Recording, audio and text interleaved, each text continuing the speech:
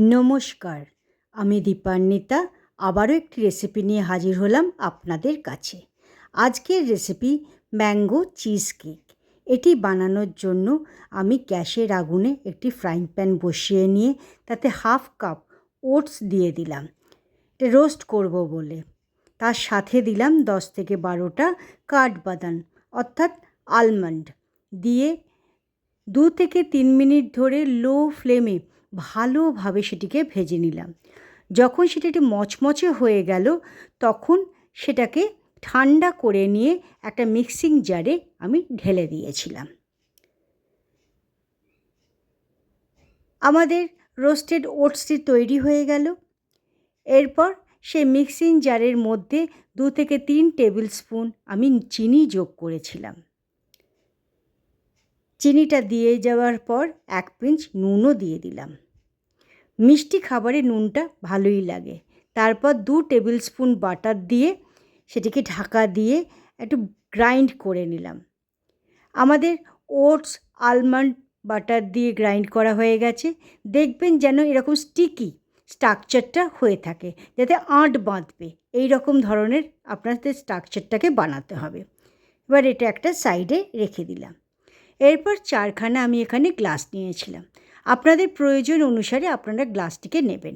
এবার প্রতিটা গ্লাসে আমি সম পরিমাণ অর্থাৎ 2 থেকে 3 টেবিল স্পুন করে ওই গ্রাইন্ডেড ওটস এবং আলমন্ডকে দিয়ে ভালোভাবে নাড়িয়ে এবং ট্যাপ করে একটা স্তর বানিয়ে নিয়েছিলাম।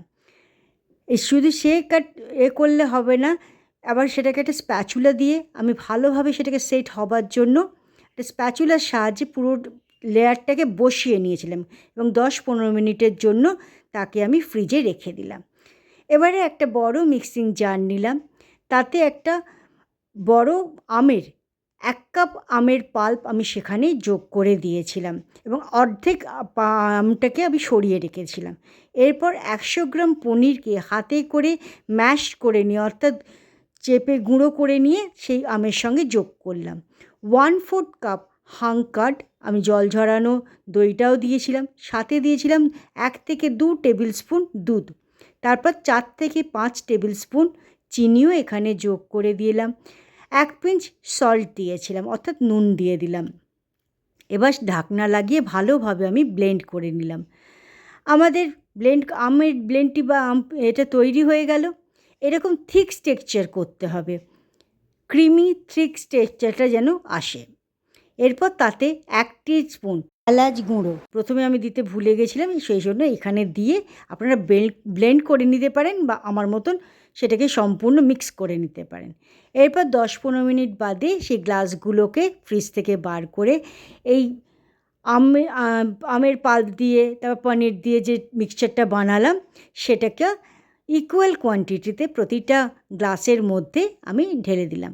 এটিকেও স্তরটি যাতে ভালোভাবে বসে সেই জন্য এটাকে একটু ট্যাপ করে নিলাম, একটু শেক করে নিলাম, নিয়ে আবার হাফ অ্যান আওয়ারের জন্য অর্থাৎ আধ ঘন্টার জন্য ফ্রিজে ঢুকিয়ে রাখলাম।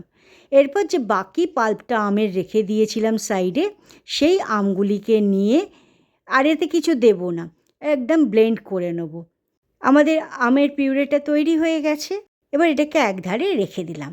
আধ ঘন্টা বাদে গ্লাসগুলোকে ফ্রিজ থেকে বার করে নিয়ে এই আমের পাল্পটাকেও সম পরিমাণে আমি সবকটা গ্লাসে 2 টেবিল স্পুন করে মোটামুটি দিয়েছিলাম।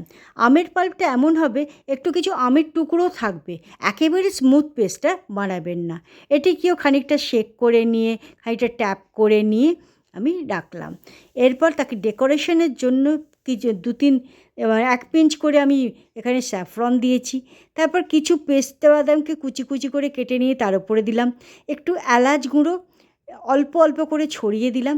তারপর একটা করে রোজ পেটালস আমি এর ওপরে দিলাম সুন্দর দেখবার জন্য এবং 2-3 ঘন্টার জন্য ফ্রিজে ঢুকিয়ে দিলাম। আমাদের ম্যাঙ্গো চিজ কেকটি তৈরি হয়ে গেল। আজকের রেসিপিটি কেমন লাগলো তা অবশ্যই জানাবেন। ধন্যবাদ।